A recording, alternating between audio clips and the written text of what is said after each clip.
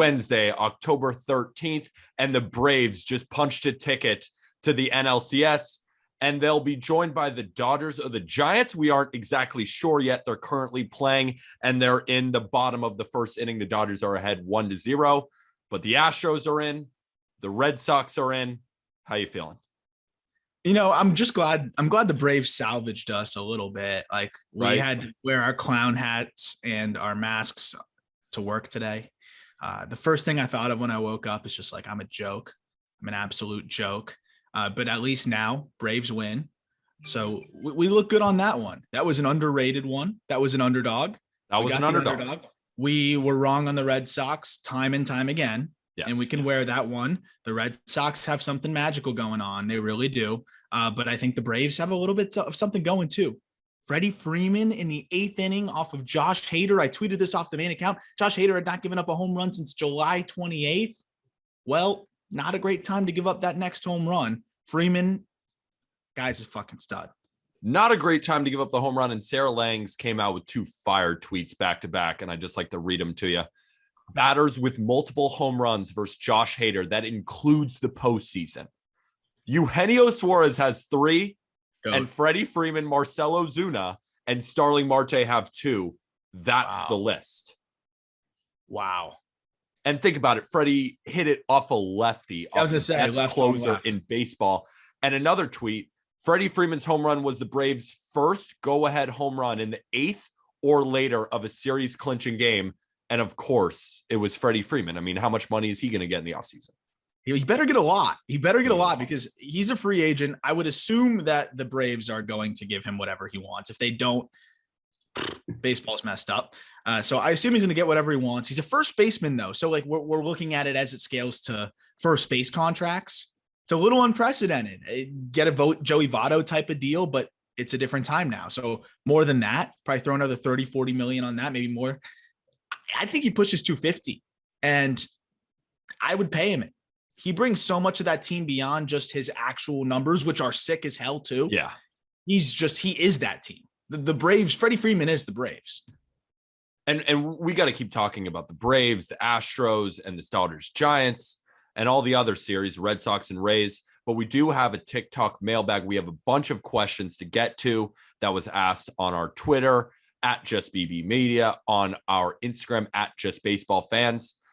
But I guess to follow up on the Freddie thing, it's just the same old story, right? A guy who has been an incredible hitter and is approaching his 30s and is going to get an enormous contract. And when you say 250, Freddie Freeman's fantastic. And he's been one of the best hitters in the league. He won an MVP in 2020. But when you say 250, it's a lot of money. But then I also think speed is not his game. He's also never like fine wine, baby. He'll age like fine wine because he's such a good hitter. That's maybe a guy I'd be more comfortable with giving a long-term contract than, dare I say, even an Aaron Judge. What do you think about that? I think that's fair. Like Aaron Judge is obviously the more valuable player at a more valuable position at this point. And 250 would probably be too much given that, Freeman's already, like you pointed out, on the other side of 30. So let's say he gets a 6-year deal. What does that look like? Scaled out. Still might get 7. I mean, what's to stop them from signing him into his age 40 season? I agree. And maybe even front loaded a little bit. I think that you look at what he means to the Braves. I would say that he means as much to the Braves as Aaron Judge means to the Yankees. I'm not saying that they're both this player, but I think that's how you have to look at it. So if you can afford him, which I know the Braves can, you got to give him that deal. It is tough though, because I will say, you look at the contract that Joey Votto gets. I just pulled this up. He got that contract when he was a little bit younger, if I'm not mistaken. And Freddie Freeman, he's going to get a deal at a weird time. How often do 32-year-olds hit the market after an MVP season and then followed that up with a great year and a playoff run now? At 32, it's a really weird spot. It all kind of timed up unfortunate for his contract status as it went through. Yeah. But I mean, at the end of the day, he's gonna get minimum 5 years and a lot of money. And I think you're right. He could get as many as 7, and he deserves whatever the hell he gets. We're talking specific figures, but we shouldn't, because we should just appreciate the guy that Freddie Freeman is. hitting a go-ahead home run off the best closer in baseball, a lefty-lefty matchup, and he took it left center. Let's talk about Charlie Morton getting pulled early. Mhm. I know the Braves won, but you had a great tweet. Thank you. Yeah. I'm like owning it now because this always happens in the playoffs. I don't want to be that asshole that's just always playing the Monday morning quarterback. And that's why I literally prefaced it with like, I'm putting my armchair freaking manager hat on, and I'm going to say that I didn't like it. And I'm looking at the notifications I'm getting in now of people actually pulling up an old tweet and saying, it happened. I've never had that happen to me. Usually it's I get dunked on. It was people saying you were right about the Braves. Wow, that feels good after the last 24 hours about what I said. Can I say one thing about that too? I could be 3-1 in my predictions. I could win every bet. But the Red Sox fans, they want me to die. I mean, I would want you no matter if I hit this and then it's like, oh, I lost to the Red Sox. You're the worst. It's so funny though. You don't. There was know one anything. comment today. There was one. I hit on the Giants money line. They still hate it. Plus 185. You hit it too. They still don't care. Yeah, they cash that check and then they literally go back to just chirping you. Like, thanks for the money, Peter, but you were wrong about this one. But I never take it too close to home because it is fun. And I know it's not just baseball at the end. And it's not gambling advice. And it's just baseball at the end of the day. So I mean, it's not that deep. No, it's not that deep. It's not that deep. But it is that deep at the same time. It is that deep. Charlie Morton is one of the best big game pitchers ever. Snitker goes to Jesse Chavez to get the 8-hitter in the fourth, meaning the number 8 hitter in the lineup in the fourth. So Morton would have had 8, which was Lorenzo Cain. Then you would have had the pitcher spot with 1 out, then back to the top. So at that point, I'm thinking like, you go for it. Like, you just leave him in there. Even if he doesn't get Cain, he walks him, bases are loaded. Now you have the pitcher spot. Now there's 2 outs. You assume you retire him and the base is loaded. It's still advantage to Morton at that point. Yes, he short-armed a few curveballs, as Ethan Badowski pointed out in the chat, excuse me. But when I looked at the situation, I'm like, okay, the Braves have a pretty bad bullpen overall. It was better in the second half, but it's not a great bullpen. I'm not confident about it. It's game 4. So you have a game in your favor. And if you lose this one, which you were in a bad spot at that point in the 4th inning with 2 outs, now you're using your whole bullpen. And then in the 5th, game 5, I mean, you're going to be in trouble. Like, your bullpen's going to be thin and you're going to have to pray for a gem from either Ian Anderson on short rest or somebody else. So when I look at what they did here, or Max Fried, of course, too, I don't know what you would do. I think you'd probably piggyback both, but I just don't like pulling your big guy. That's your money guy in big games at the bottom of the order. And it worked out because Chavez got the out after he gave up a run, but I think Morton could have done that easily and then eaten a couple more innings for them. My thing is also, who are you scared of in the Milwaukee lineup? We picked the Braves for a reason, because going into the playoffs, this team had an OPS below 700 and their best hitter, Christian Yelich, had a 645 OPS. You go to the top of the lineup. Let's say you got through Cain or whatever, and that stuff happened. Let's say he's at the top now. Colton Wong hit 0.67 for the series. I get he's a lefty, but come on now. He went over 3. He went over 3 with more confidence in this team too. And then we even move on to Willy Adames. Are you that scared of Willy Adames? I know he hit 294 in the series. He actually had a great series. But then you keep going. Yelich hit 200. Avisel Garcia hit 133. I know Rowdy Tellez hit the home run, but he hit 200. Where in the lineup am I that afraid where I need to pull one of, like you said, one of the best postseason pitchers ever, who was shoving still and could have kept going, but we're cutting hairs here because the Braves ended up winning. But that's a huge storyline. If the Brewers win that game and then behind Corbin Burns win game 5, that's huge. It's huge. And that's the problem. It's like, I think they were looking at it from the lens of, we need to win this ball game, because even if we have Fried and maybe Anderson in relief, we're going against Corbin Burns in game 5, and that's going to be a problem. But I still think you were legitimately putting yourself in a bad spot for both games by pulling Morton. It worked out again, but Chavez could have easily blown up a little bit more. He still gave up the run. He gave up the base hit to Lorenzo Cain. Literally gave up the run. Who I think Morton would have done that at the very worst, and then would have got the sacrifice bunt and did the same exact thing. So I was just more upset because I love seeing Morton do his thing in the big games. Yeah. And you know what, Snitker, I've heard Braves. No, we talk about this. So no team fans like their manager, no matter how far he takes them. Seriously. But I know Braves fans don't like Snitker from what I've heard. And in-game management's part of the questions that they get. And it worked here. Overall, it worked. I think you more so have to tip your cap to the Braves offense for this one and their defense. But we'll see how Snitker manages here and what's going to be a really tough series for them, getting the winner of the Giants and the Dodgers. He's going to have no margin for error in that one. Let's talk about Astros White Sox. Astros took it in 4. They won yesterday 10-1. And all the talk was, are the Ryan Tepera, are the Astros cheating when they were at home scoring a bunch of runs? They come back to Chicago, put up 10 in a commanding win, and blow them out on their own field. A few things. I love that you brought this up with the cheating. Just such a bad look. Like, I understand the Astros have a history of cheating. If the Astros are that bold, honestly, I was saying, are they that dumb? No, there's no shot. There's no shot. I mean, these guys are having great years. They want to show that they can win without cheating. I would assume that these guys know they're good ball players, like Correa, Altuve, McCullers, even, the other players involved would be like, no, we're not cheating. But what about the new guys? You think Michael Brantley's on board with that? No shot. Like, I don't see that being the case. And that's something you got to be pretty damn sure of before you try to bring that accusation again, especially when you're getting your ass handed to you. It's just a bad look. And Tepera ended up getting shelled, and like, it makes it look even worse. I'll say the White Sox were a huge disappointment, not just because I wanted to make them my World Series pick to try to be a contrarian, but also just because they were just non-competitive. They were just non-competitive. They could have been so much more efficient and effective out of the bullpen. Kimbrel was bad. Hendricks gets shelled in the last game. The starters were inconsistent. There was nobody on that entire roster that they could really say when they put in, like, oh, he should be all right. Like, he can help us out here. I was nervous for every guy they put in. So remember when we were talking about X factors, right? And you called Yasmani Grandal one of your X factors for the White Sox, because you said if he has a really good series combined with the rest of this offense, they can really score.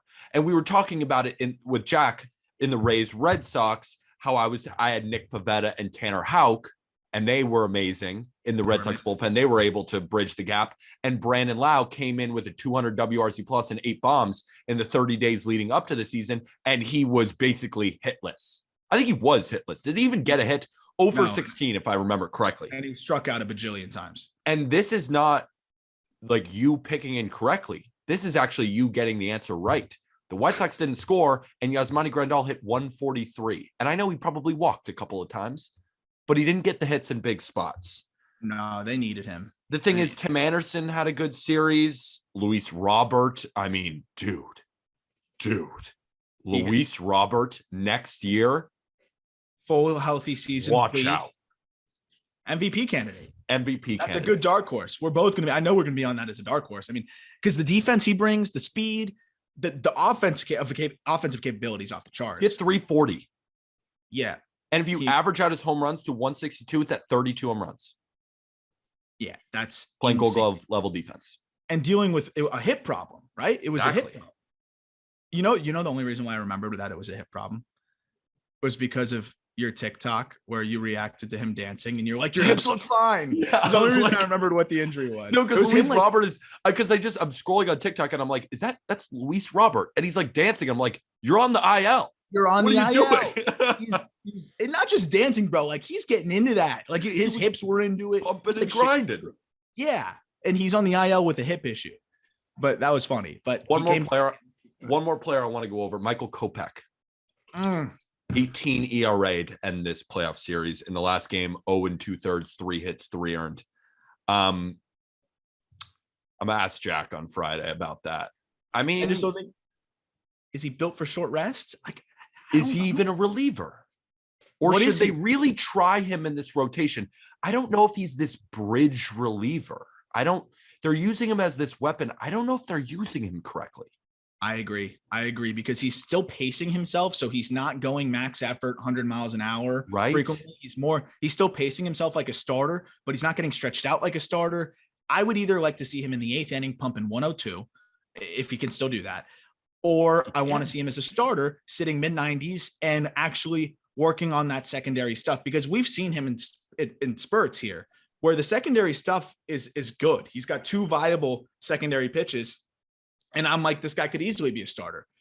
Now we're seeing him in the swingman role, especially on short rest. He just doesn't look as good, and he just might not be a guy that can handle that. He was a starter his whole life.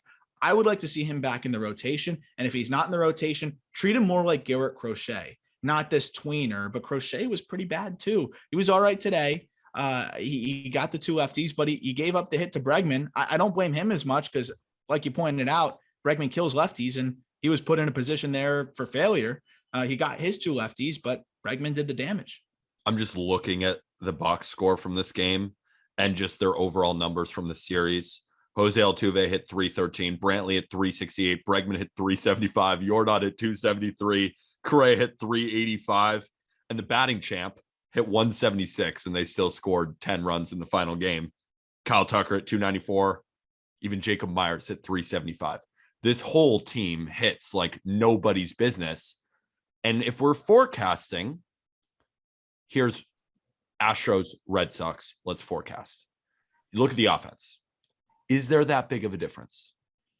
I advantage Astros, but the way the Red Sox are swinging it right now, not really. I'd say it's a wash. I mean, the way the Red Sox are swinging it right now, assuming that Devers is healthy and that wrist isn't affecting him like it didn't in the last game, and JD now has more time to get better. I'm more optimistic on JD's health, given that it's just an ankle.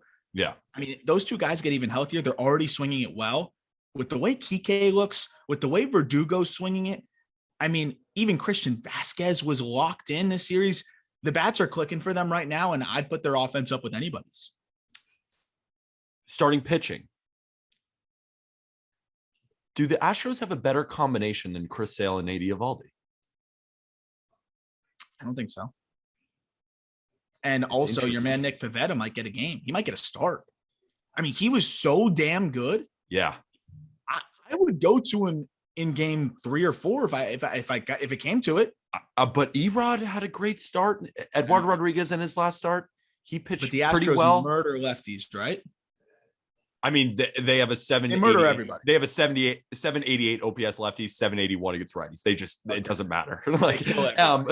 And then you go, all right, let's look at the bullpens with what Pivetta has been doing. Like you said, Tanner Houck, Garrett Whitlock, Josh Taylor. These teams are similarly strong and similarly flawed. Exactly. I would say the Astros have the advantage on defense. So you give the Astros the slight edge. But if this series goes 7 and the Red Sox win, I wouldn't be shocked. If the Red Sox win it at 6, I wouldn't be shocked. I could see either team really just whoever's offense. This is the weirdest thing to say because I always say pitching wins games in the postseason. We've seen that. This series is like the antithesis of what we're going to see or what we've seen in Giants Dodgers. I think that these games are going to be slugfests. We'll probably be taking the overs most likely in a lot of these games. And it was funny because the Brewers Braves outside of today's game, I cashed the under on every single game so far. Game ended 5-4. That was stupid. And we barely missed. I'll cash these overs. I don't think that they're going to be able to really be able. And I think the Red Sox too. One thing I think that we saw, the White Sox approach in their second outing against Lance McCullers was a lot better. They know that Lance McCullers can be one of the more erratic starters in baseball. And they were like, we'll take a strike. Dude led the league in walks. Exactly. So they were like, if it's on the edge, let's spit on it. It's a breaking ball. He's always throwing breaking balls that bite out of the zone. Like, let's make him throw multiple strikes, multiple pitches in the strike zone. And he was walking guys and he started to get erratic and it got in his head a little bit. When he's doing his best, it's when the hitters are over aggressive, they're expanding the zone, and he can just ride that curveball 24 consecutive times, as Jack always loves to point out. This is a little bit different. I think the Red Sox are a bunch of hitters with phenomenal approaches, and they saw that. And they are going to be patient. And I think they're going to give McCullers fits. I really do. But I also think it's going to go both ways, and it's not going to be easy on the Red Sox pitchers either. But I could see Eovaldi twirling a gem for them, and that could be the difference. Quick update. Dodgers are currently winning 1-0. I think that series is going to go 5. We both talked about it. We both wanted to take Dodgers money line. We saw -175, and we're like, I'm not taking that against the Giants of all. I mean, Giants, it could be Jacob deGrom versus their 5 starter. And if you give me a big plus line, like I'll still take it because they figure it out.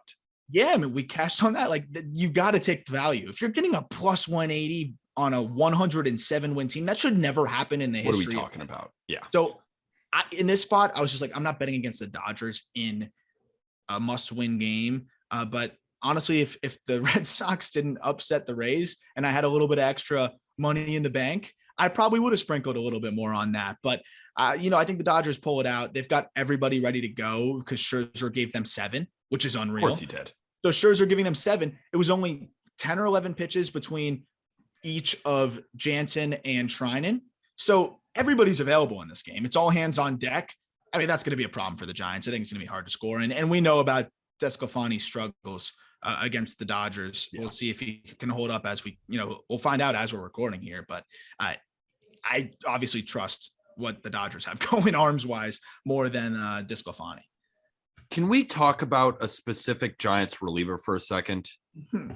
Camilo Duvall. I knew you were going to say that. Oh my God. This guy's up next.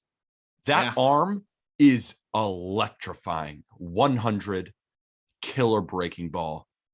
This guy is a 24-year-old right-hander who is on the same bullpen staff as Rogers, as McGee, as Leone, and yet is the closer. Yep. That goes to show you also such a smart organization like the Giants. If you have a fantasy team next year, if you are another team looking for relievers, this guy, Camilo Duval, is up next. Yeah, I mean, I love what you say about the other guys that they have in the bullpen, yet Duval is the one getting not only the save, a 6-out save. They have the best bullpen in baseball, and he's their closer. Going for 6-out saves. I mean, that was the first time he did it, but that was the biggest stage to against do it. The Dodgers.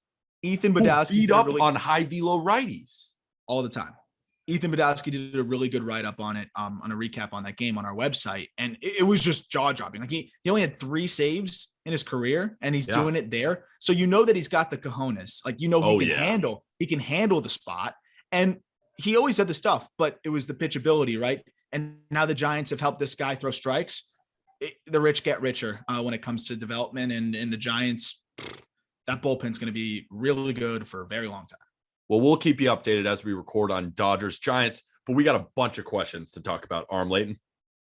Yep. Let's go back to the Houston Astros where we have our first question. Is Kyle Tucker a future MVP candidate? And I'll answer it kind of quickly. He already was this season, and he's only continuing to get better. 100%. Kind of like your answer. I mean, he's a guy who could hit 300 with 30 bombs and play a good defensive right field. I mean, right now. 24. He's 24. Yeah. Think about that for a second. This guy always had the hit tool.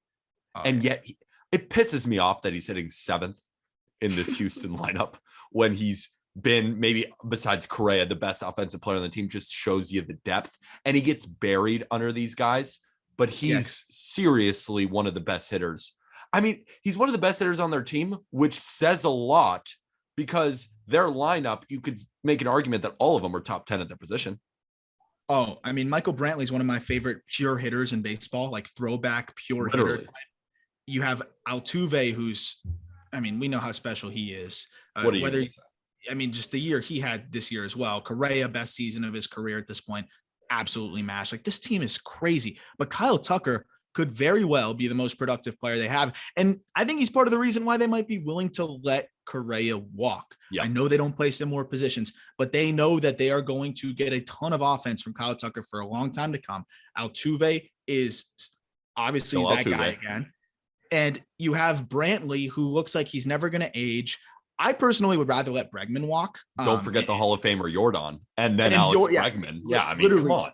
I would let Bregman walk before Correa. I know that Bregman's going to be a lot cheaper, but that's my personal preference. But specifically on Kyle Tucker, there's a few stats on him that I think really stood out for me, because when I look at, like, okay, who's a potential MVP candidate? The big thing that weighs down an MVP candidate is, one is defense. If you're just a black hole on defense, it's really hard. And that's something we saw. Guys were knocking on Harper and Soto. Like, who is worse at defense, or like who is less bad. This guy is less bad, so he should be the MVP. That was literally the case for Juan Soto, when we're talking about defense. Yeah. Kyle Tucker is a plus defender in right field. And the other thing that I think weighs guys down a lot is high strikeout volume. It's just too hard to put up the consistent numbers over a 162 scale when you're a streaky hitter. I mean, that's why it was so amazing that Stanton did it, and he had to just absolutely lock in, and his K rate was actually down that year. What amazes me with Kyle Tucker is this year, K rate goes down, walk rate goes up, which is always a wonderful combination. And I got a little RM stat for you. I like players with an OPS over 900 and a K rate under 16%. And this was players that qualify with at least 500 plate appearances. Vlad Guerrero Jr., Juan Soto, Kyle Tucker. Basically, the stat is who is producing the most and striking out the least. Those three guys. Kind of interesting. Dude, that is crazy. It's a good stat, right? And Vladdy, then Soto, Tucker. Who both, I would bet my life on the other two winning an MVP. Bet my life. Bet my entire life. And he's in good company with them. And you want to hear something else crazy? Yeah. I think he was unlucky this year. His batting average was 26 points higher, but his batting average on balls in play was identical to last season. So he really could have been in the 310, 315 range. And then at that point, we're definitely talking about an MVP candidate. He could be there next year. I might have an answer for this. It might be wrong. Kyle Tucker had a lot of line drives this year. Probably a lot of them caught. I'm sure. I know that's a simplistic way around it, but I almost feel that maybe in seasons past, maybe he got more balls on the ground. He was an above average runner. And maybe it was a bit, that's how I'm thinking about it. Cause I just saw Kyle Tucker he routinely is just lining balls to the gaps. So I'm thinking maybe more got caught. I don't know. I don't know how to explain it. I mean, he was hitting for more power. So he was getting the ball. I don't have the ground ball rates, but it's very possible too. He's also a guy that, I think relied on the legs a little bit more before because he was always an above average runner. But what's interesting with Tucker is his expected batting average was still among the top in the league. So you could be right. I mean, he was just barreling baseballs. To answer the question, not only could he be an MVP candidate one day, I think he could be an MVP candidate next year. I agree. Agree. He was an MVP candidate this year. Yeah, really. I mean, he's going to get some votes sprinkled in there. So let's talk about another guy who could be argued was an MVP candidate this year because he set the record for home runs by a catcher. Yeah.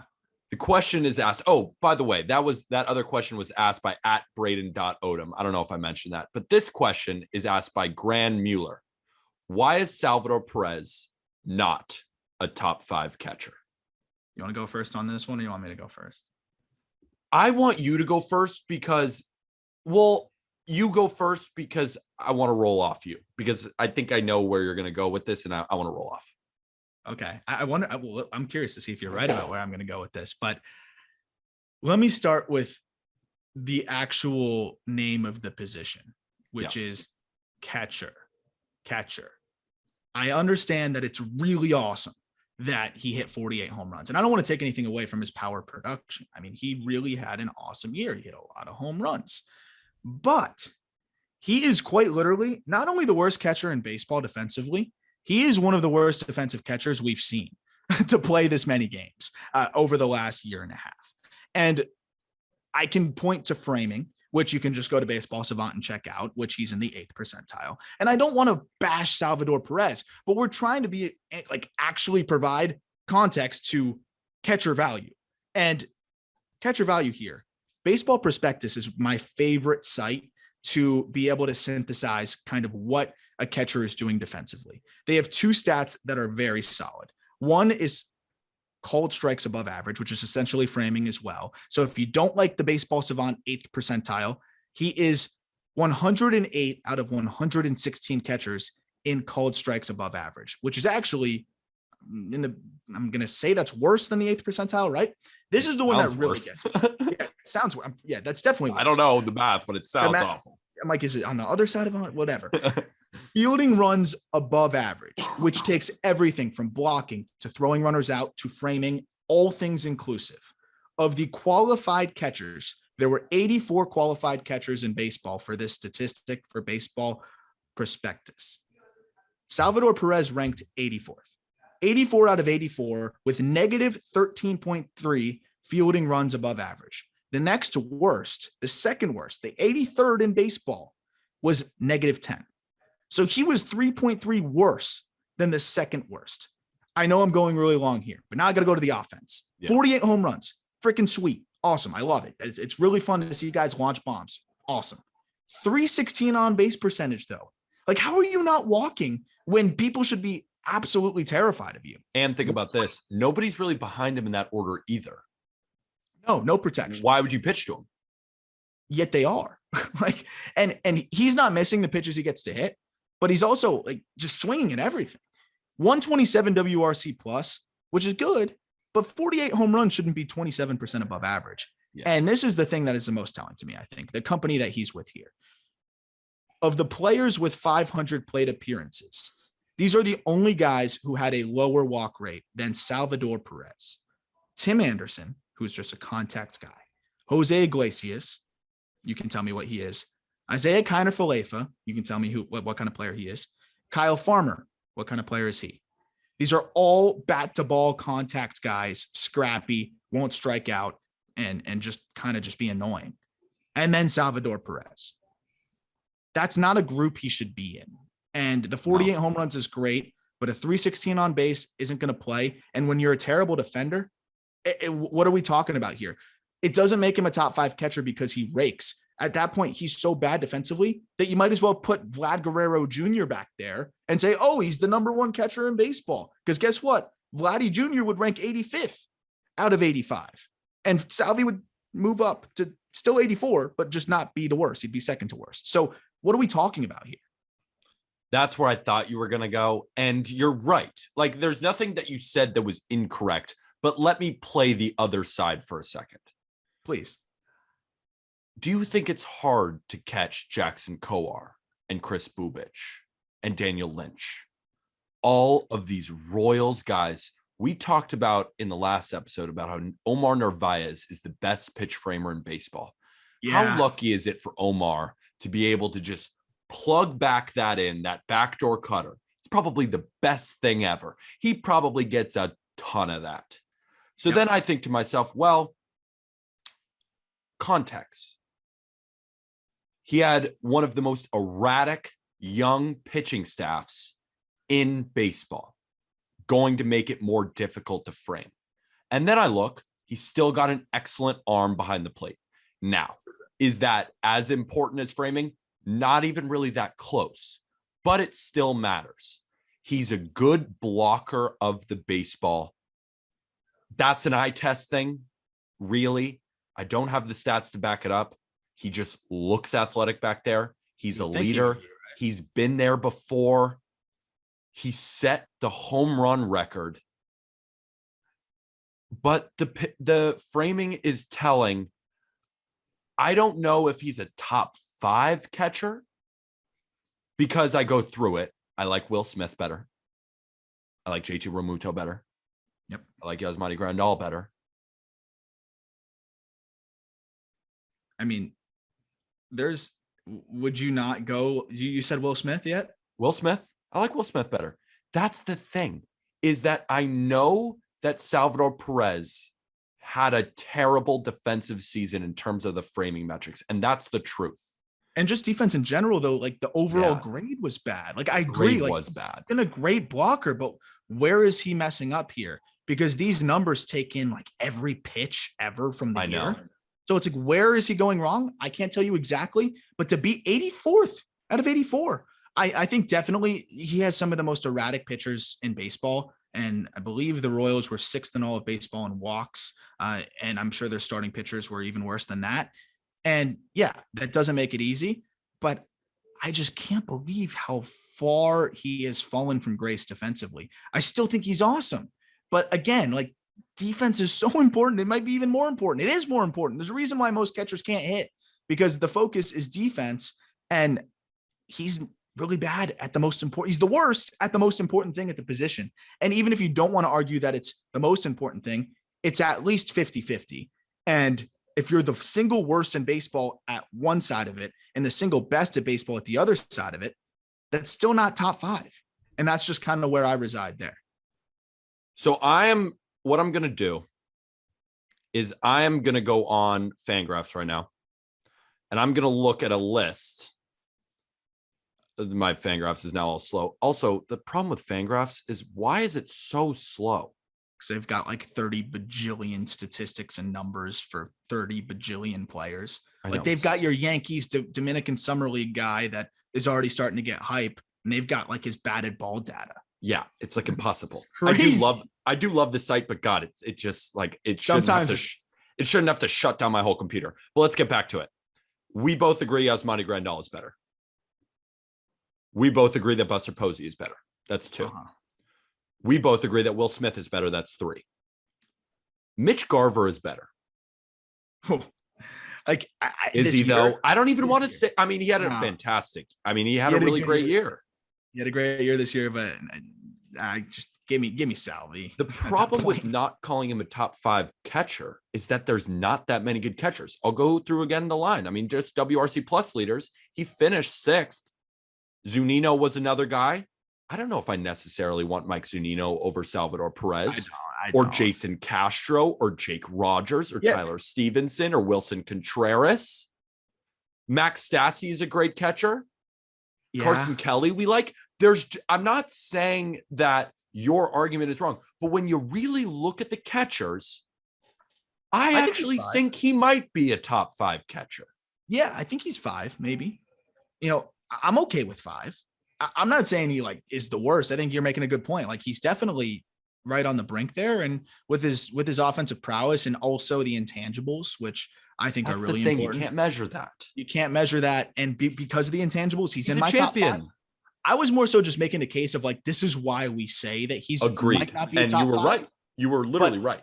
I would still say he's top 5. So even despite my entire rant, I would still say he's top 5. The position sucks. That's the thing. Sucks. And he brings a lot to the table. He brings a lot to the table that you can't quantify. And I am willing to value that. We agree. He's near top 5, at least. On the edge. People who call him not top 10 are insane. Yeah, you can forget about that. Here's a short one. Who's been your favorite player to watch in the playoffs? Asked by Big Nate 2144. Who's been your favorite player to watch? We'll definitely have the same one. Who? Because I can tell you who Wander Franco, and it's not. Yeah. I mean, dude. That was mine, damn it. I mean, I knew, and I was positive it was yours. Yeah. I didn't even have to. I would have put my entire life on it. It's just what it was so fun. You felt like he was going to hit a bomb every time. I know he made the error late in the final game there, but he was so good defensively the whole series. He was fun. He was confident.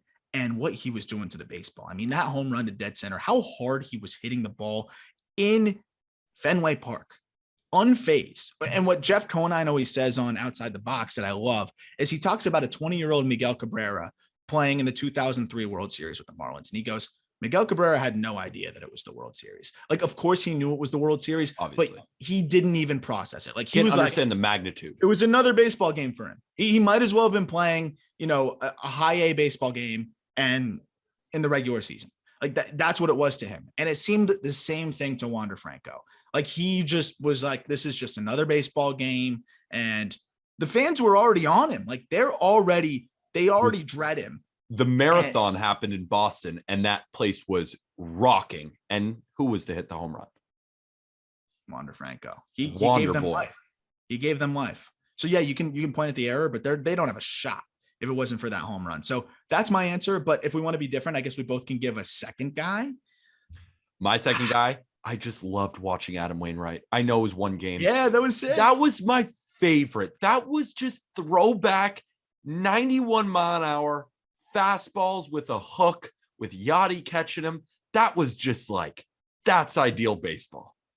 Yeah, that was sick. I don't know. That was just my fun. Nothing fired me up more than 88 getting in on guys' hands. Literally. That was so fun to watch. To the Dodgers. Yeah, to the Dodgers. I loved that. That was one of my favorite performances too. I would say, man, there's so many. That's what's been so fun about this postseason. I feel like there's been so many guys that I've been watching. But it's kind of wild. This is kind of a stupid one, but this was more so today. Gavin Sheets, I know they got worked. He was on the ball, bro. Even his foul balls were tanks. I was Gavin Sheets is on it every single time. He almost hit 2 home runs. Yeah. And he had a couple double, like he was locked in. That was fun. But Kyle Tucker, to go back to him, he was raking all series. I had a blast watching Kyle Tucker play. Yeah. No batting gloves, old school. I love him and the way he plays. And I'm excited that we get another series with him because I'm expecting him to put up some big numbers in this one. And also, I'm a Yankee fan, I know, but watching JD and Rafi Devers hit while injured and battling 100%. their team against the 100-win Rays team, who I thought was going to win the championship, big ups to them. They're grinders. 100% was so cool. Question number 4.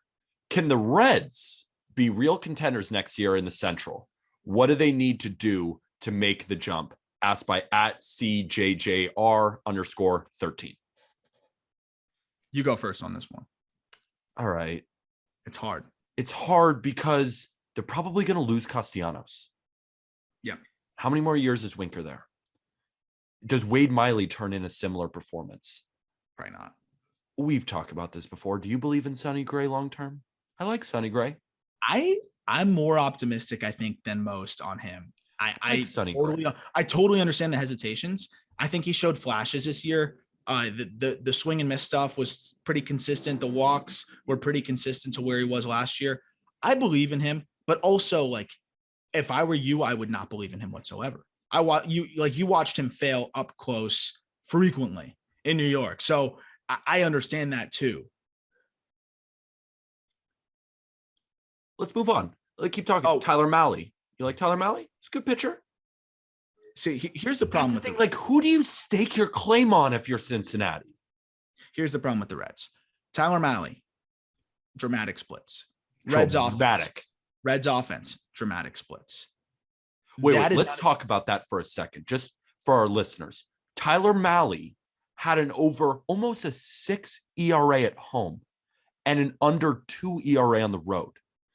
The Reds had an almost 800 OPS against right-handed pitching and almost an under 700 OPS against left-handed pitching. You can't do that. Dramatic.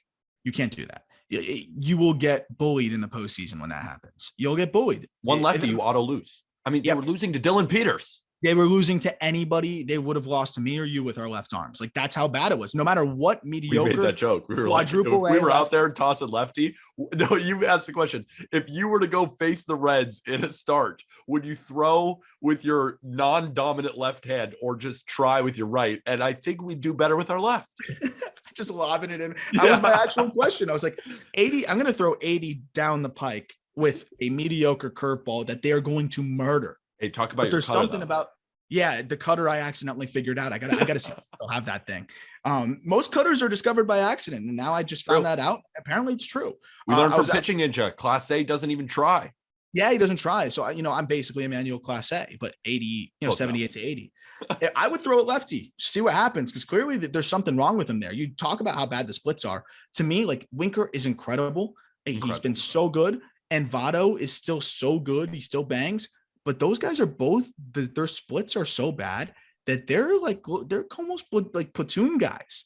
And if you're a lefty platoon guy, you're still going to get 450 plate appearances. But at this point, how bad they were against lefties, you were better off rolling anybody else out there, like any mediocre player. And I think that's what you look at the Giants. Like, imagine if the Reds had a Darren Ruff that they could roll out there, or they had a Lamont Wade that they could roll out there based on matchups, or a Slater, or some of these other players. Like, that would make all of the difference in the world for them. They just didn't have anybody that could combat the lefty, and they would just give in and they would just lose time and time again. And my problem with the Reds is I'm thinking to myself, was this a team that was actually close, or was this actually a crazy good year by them? Wade Miley, I was talking about, like, all of them had somewhat of career years, but it was dampened by the lower half of their lineup, their bullpen. I mean, come on now. I mean, the lower half of their lineup, can we talk about it for a second? Because I'm watching these Reds games, and it's like Aristides Aquino and Shogo Akiyama, and it's like Eugenio Suarez. He's one of the Suarez. It's like holes. Guys who you have no shot of getting a hit. And when you're 5 through 9 can't hit, and then if you're 1 through 4 doesn't show up, you're auto gonna lose. Yeah. But it's not all bleak. Nick Lodolo is coming. Hunter Green is coming. We like Jose Barrero. Yep. There is a future. And I hate to say this as if I'm almost saying, I don't know what the Reds do. I would almost argue that the Reds are in the most in-between spot 100% of any team in baseball. And I think Reds fans will tell you that.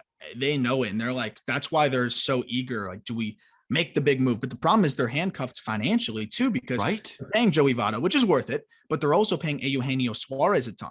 You let Castellanos walk, you figure they have a little bit of financial flexibility there. But the thing is, he's your dude. Like, you let Castellanos walk.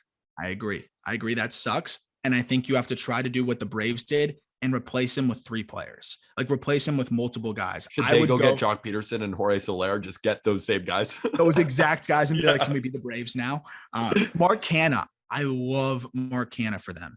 I think if you went and got an Eddie Rosario and a Mark Canha, and you just went matchup dependent out there with those teams or with that team, I think that would be interesting. You go Mark Canha and Tommy Pham. I know Pham had a bad year, but maybe if you deploy Pham in those situations, and we'll talk about this when we get to the Giants, if you deploy Pham in like just lefty situations or just spots that you feel like he'll do better in, and then you can have, Winker in the rest of the time and Canha in there, replacing some of the production from Castellanos and providing more defensive value.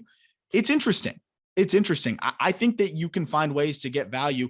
There's holes even in their best players. Castellanos doesn't play great defense. He has dramatic home road splits. We talk about the splits with Winker and Votto. I just think every player had a little bit like, he's good, and they need some guys that aren't, when you talk about how that player performs. I think the biggest what if guy on their team, Nick Senzel. Yeah. I mean, first round draft pick. What do you go? Number 2 overall. Yep. He's a guy, and it's weird. He hit 258 this year. His expected batting average was really high.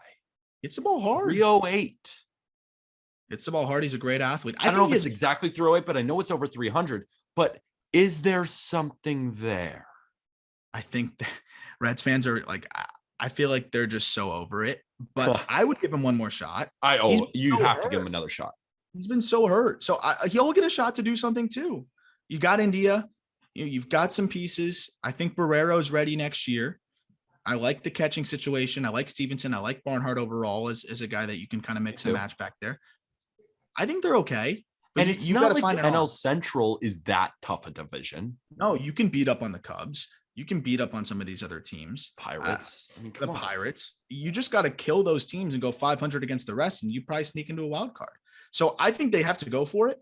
But I just don't know what the Reds version of going for it looks like, because you're going to lose Castellanos. So how do you change that? How do you still go for it after losing your best offensive player? I don't know. I don't know what that looks like. Quick update. Dodgers Giants. Dodgers are up 2-0 in the bottom of the 3rd inning. First 5. Going back to the Brewers, and this is a question that both you and I just struggle with, and Jack does too.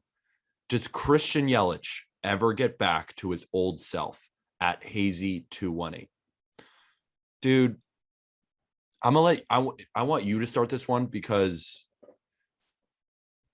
I don't want to bash the dude, but like, at some point, do we say to ourselves, this isn't the same Christian Yelich? And maybe it's still just lingering injuries, and I hope he shoves it down our throat next year. But it's not like he was even having good at bats in this series. Oh, he looked so uncomfortable. I was not afraid of him at all. It was Will Smith against him to end the series. That was kind of poetic in itself. It was kind of poetic in itself, wasn't it? It was. Here's the weird thing is, like his max exit velo is still top 6% in baseball, but the average exit velo is down a ton. It's down a ton. And I do think that there's just something wrong with his lower half. We know that the back has been an issue. His average launch angle is the lowest it's been basically in his entire career, besides his 2016 season. A big reason why he was able to be successful again or break out and turn into this player that went from, more of a contact oriented guy to a power hitter was that he was backspinning baseballs. He was getting them in the air more. Not the case this year. Really just beating balls into the ground. And to me, it just tells me he's getting out of his legs. I think there's something going on with his lower half. I think there's something going on there. He's even been slower in the outfield. Yeah. It's just not quite the same. He's still great with the sprint speed, but he's just slow to get going. Sprint speed obviously is kind of measures like your top speed too as well.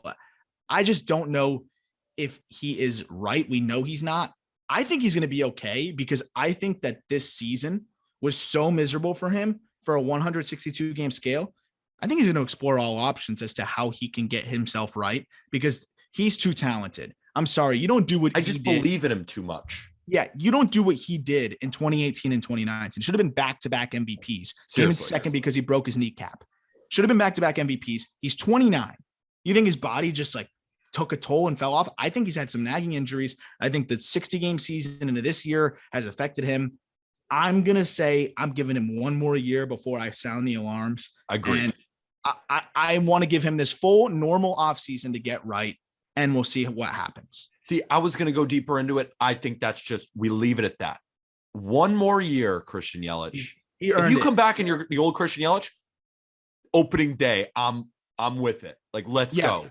Yeah. But if not, we're going to let you know. Yeah. We're going to let you know. Speaking about those Giants, how did the Giants go from the team that's old and can't play to the best team in baseball that everyone still doubts? And this is asked by our boy Darius. Darius, yes, they average of their position players the highest average of age at 30.6 years.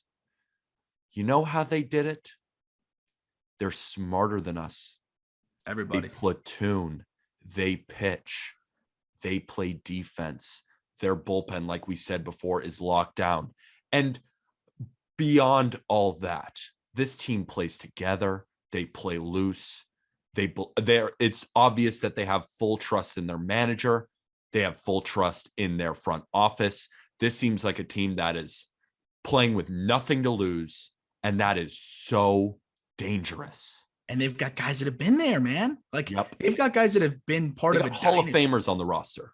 Yeah, and part of a dynasty, right? You got Crawford, who was there for all of it, for some of the best stretches we've seen winners in the modern era. You've got Posey, you've got Belt. All of these guys were there.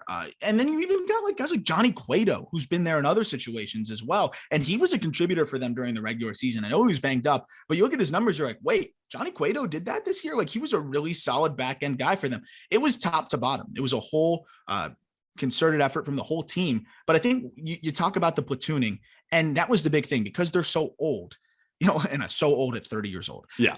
How are they able to really dominate and get the most out of their players, get the most bang for their buck, if you will? And it's the platooning, like you said, but to take it a step further, most teams I feel like are only looking for 8 position players in their pitcher, or, the 9th, the DH. And then you're like looking for bench guys. The Giants were like, no, we're going to get 11 guys that are like starter caliber. They might have a little bit of a hole in their game, and we're going to put them in situations for success, like Darren Ruff, like Lamont Wade, like these other guys. And if you look at the numbers, it's exactly what they did. They have basically 15 different Giants had at least 200 plate appearances. 15 different Giants had 200 plate appearances. Only 2 had more than 500 plate appearances. So everybody was fresh, but they were going to 15 different dudes. Like, they had a level of everybody contributing, but also keeping guys fresh that I think is just an unbelievable combination. And you speak now while I plug my charger in because my phone, my computer's getting low. Well, first, I want to talk about there is nobody on their team. And to speak to your last point, there is nobody on their team who's bad. Everyone around the diamond, you'll go through their pitching staff. Kevin Gausman, Logan Webb, Desclafani, Cueto, Alex Wood. Name me a bad starter. You go to their bullpen. Duvall, Leone, McGee, Rogers. Show me a bad reliever. You go all over the infield. There's no bad players. You can make the argument, I guess, that like Evan Longoria was their worst, I guess. He was great for the only home run. And then I'm just also thinking it's like Giants. The platoon of Tommy La Stella and Donovan Solano, just picking apart the right matchups, lefties, righties, putting them in positions to succeed. Then you got the Darren Ruffs of the world. Nobody on the team is bad. Everyone is above average. And that's what I saw in the Rays as well. But what separates the Giants and the Rays is the Giants have been there and the Rays have not.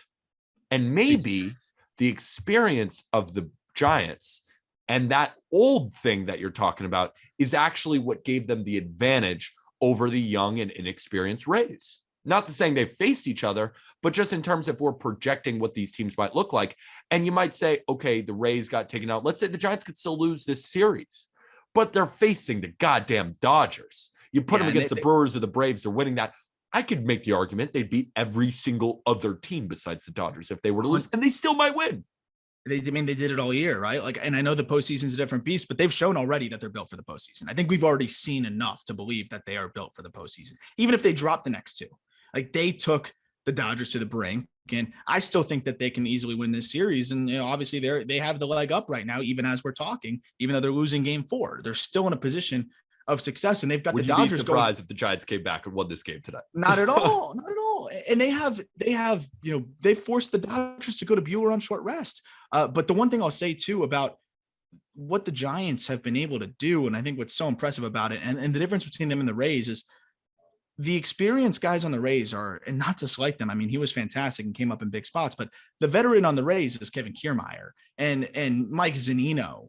And those are their veteran guys. Maybe I'm missing somebody. Your veterans on the Giants are Buster Posey, future Hall of Famer. It's champion Brandon Belt, like I said, and champion Brandon Crawford. Like, those are your vets there, not to mention some of the other guys. So that's where I see it. It's just the combination of experience and guys that are just, coming up and just starting to break through is awesome. And they're just the perfectly constructed roster. The veteran you were didn't mention was Nelson Cruz, who, of course. I mean, he hit 176 in the series. He was really disappointing. And when has he ever won anything? Remember when on the Twins just getting washed? Yeah. And not to call him Bill Buckner, but that Rangers ordeal was not great. Not great losing that World Series, but he disappointed me. He was a big get for them. I was really excited about that acquisition. You thought he would be a big piece for them there, and he really was not a factor in this series whatsoever. I almost forgot he was there. I'm looking at the box score, like freaking Wander Franco hit 368 in the series. All right, let's move on. This is a Yankees question. If the Yankees could grab anyone on the market this offseason, who should they go for? Shortstop, pitcher, ? Asked by @Yeezus is Jesus. Great name, by the way. I could give my answer, but I'd like to hear yours. I could just give you my answer first. What do you want? We're going to say the same. Ready? 3, 2, 1. Corey Seager. Yeah. Corey Seager, people. I want an experienced playoff guy who rakes in the playoffs. Lefty. Also, I want a lefty.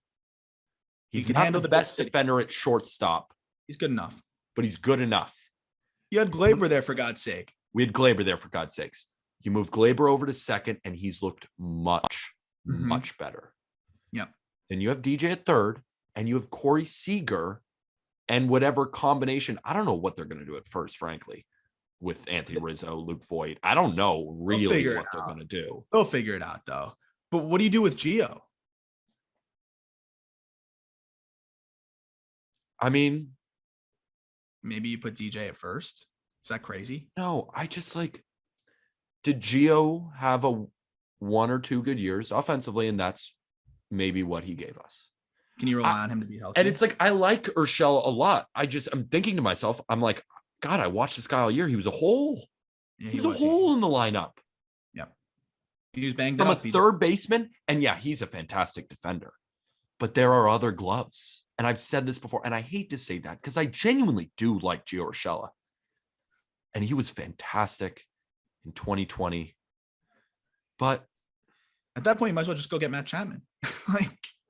I mean, and it doesn't even stop at shortstop. I know he said Corey Seager, but I mean, the Yankees going to continue to roll out with Gary Sanchez and Kyle Higashioka. No. And I think we have the starting pitching depth. We have a good amount of outfielders in the pipeline. I like the pitching. You got to get Corey Seager, and he's going to cost a lot of money. But that's your guy. And everyone wants Correa. And I get Correa is probably the better player, but he's a righty, and he's another one of these Astros. who the Yankee fans I don't even think will really like as a dude not at in all. general. Yeah. Would he even want to play for the Yankees? Who knows with that Corey guy? Seager, big market, been there, World Series MVP, comes from Los Angeles, comes to the New York Yankees, and they win a championship in 2028. I could see it. I like Seager. I think you maybe sign one veteran starter on the low, like a Kluber type. We have Charlie Morton. I want him. Yeah. Yep. Well, he's gone now. Sorry. That would be a perfect guy for the Yankees, but unfortunately, Braves extended him. I like it. Maybe trade for Waino. Just offer them Dominguez for Waino. Do the Cardinals still say no? He needs his farewell tour here. Like, what do the Cardinals do? I also was another and Yachty. Throw in Yachty. Another free agent that I thought was sort of interesting. Would Clayton Kershaw be a good pitcher for the Yankees? I think so. Dodgers are not going to want to pay him. Maybe they will. Could be interesting. I think he might walk. I could see the Red Sox going to get Kershaw. The Red Sox are going to go get Kershaw. Will the Yankees hear of that and be like, you know what? We got to get this guy. Yep. It'll be fun. I'm excited. I think this is going to be a really fun free agency. And I know we're going to do a lot of things covering it on justbaseball.com. So that'll be a blast. But yeah, we know the Yankees are going to do something. And then they're going to be in on everybody. But I would put my money on Seager. I really could see Seager in pinstripes. So this next question is asked by @Cameron.Efrig. He says, just talk about the NLCS and if the Braves have a chance against the Giants and the Dodgers if they win today. Also, you should talk about the Phillies just because.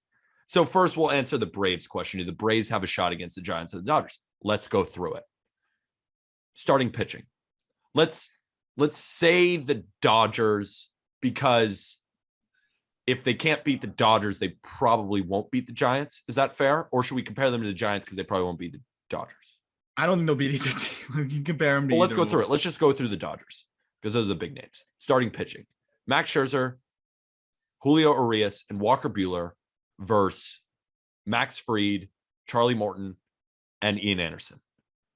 You'd say Dodgers, but it's not as outlandish as people think, but I think we lean Dodgers. Of course, yeah.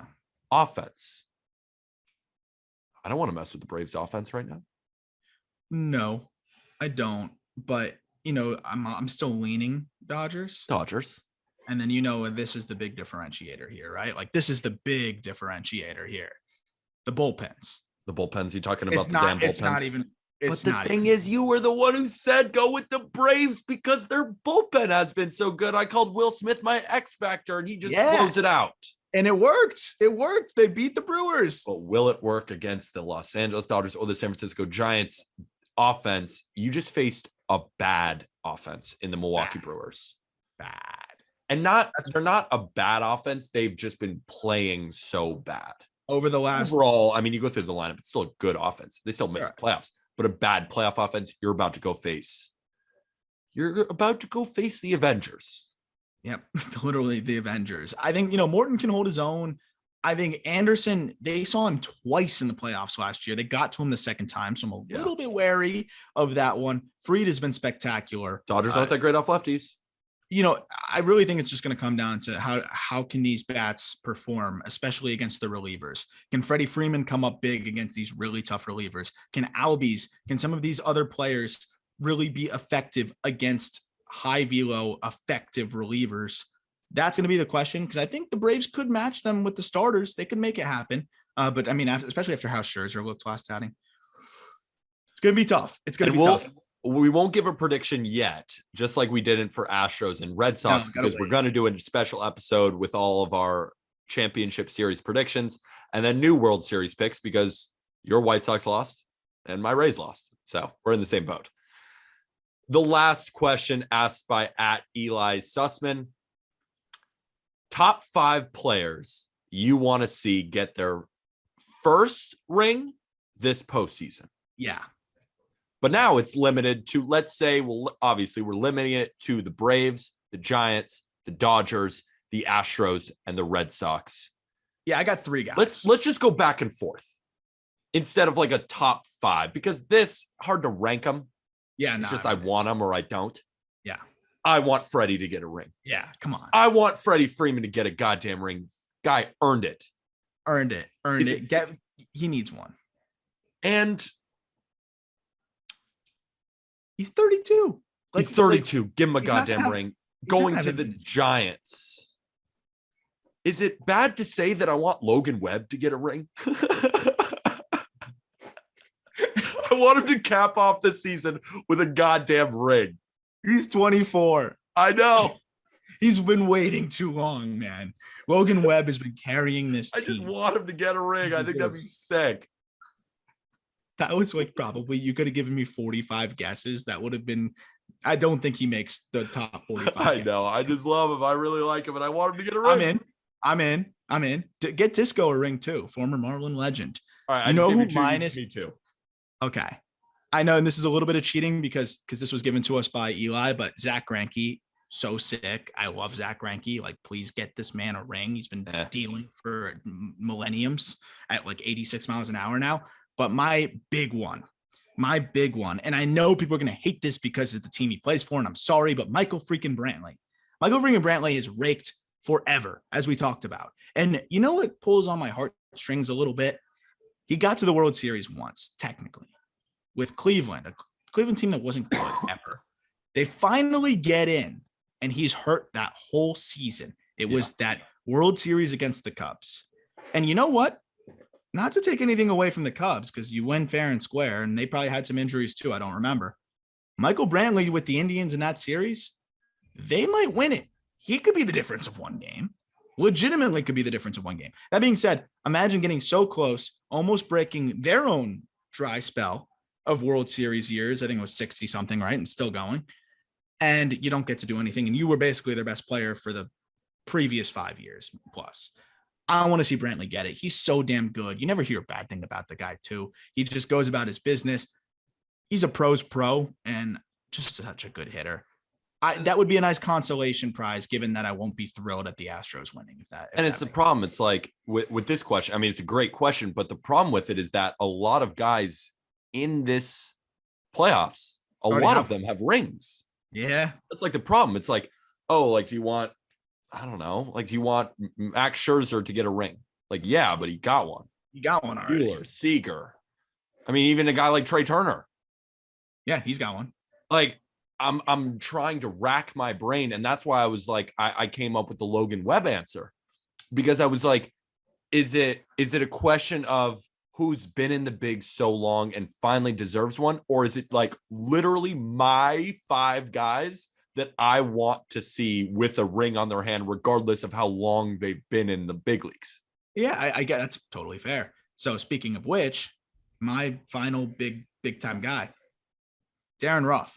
Yeah. I need Darren Ruff to get a ring, bro. He's been around long enough. He's done enough for this team. 262 at-bats this year, a 2.9 WAR, B-WAR per Baseball Reference. He's 35. My man is not getting any younger. I like seeing Darren Ruff getting a ring. You know who needs a ring? Visualized it. You know who needs a ring? And this guy has just been on. He was just on a bad team. He finally got it to a contender. Adam Duvall needs a ring. Bring my boy Adam. That was a Marlins. He was a AAA like 2 years ago. He had to deal with the Marlins. He had to get my boy Adam Duvall a ring, and get my other ball Camilo Duval a ring too. Yeah, he's waited long enough. Yeah, he's only 24, and Logan Webb also 24. He's waited 24 years for a ring. That's a lot of years. Yes, a lot of years. Adam Duvall, that's a good one. He deserves it. Well, as we wrap up, the Dodgers are still beating the Giants 2-0 in the top of the 4th inning. That's at ArmLayton8 on Twitter. I am at PeterApple23. Give us a follow on TikTok and Instagram at Just Baseball Fans, on Twitter at Just BB Media. If you prefer watching the podcast on YouTube, we have a YouTube at Just Baseball Media. You'll be seeing me Twitch stream today at 1:30 p.m. Eastern. Arm, you going to hop in the Twitch stream? Hell yeah. I'm hopping in this. We're going to see our boy Jack McMullen. He's in town. He's in New York. Jack McMullen's in town. And we'll be on the Twitch stream. And we'll be speaking with him on Friday. I hope he better stop by and come into the stream. I mean, he's literally staying like right by there. Which why is he willingly staying in that area? Yeah, I agree. In the middle of Manhattan. He said, I asked him where he's staying. He said by Grand Central. It's like, Are you sleeping on the street? Where Where are you sleeping? Can we check on him? My couch is open, man. Like, you're welcome to crash here. Like, are you all right? But no, also ratings are so cool. And it's been so awesome to see those pour in. And if you enjoy this show, please leave a rating. It really helps us a lot with visibility. And it's also really cool to get some feedback from y'all. And we'll be back on Friday. And thank you, everybody.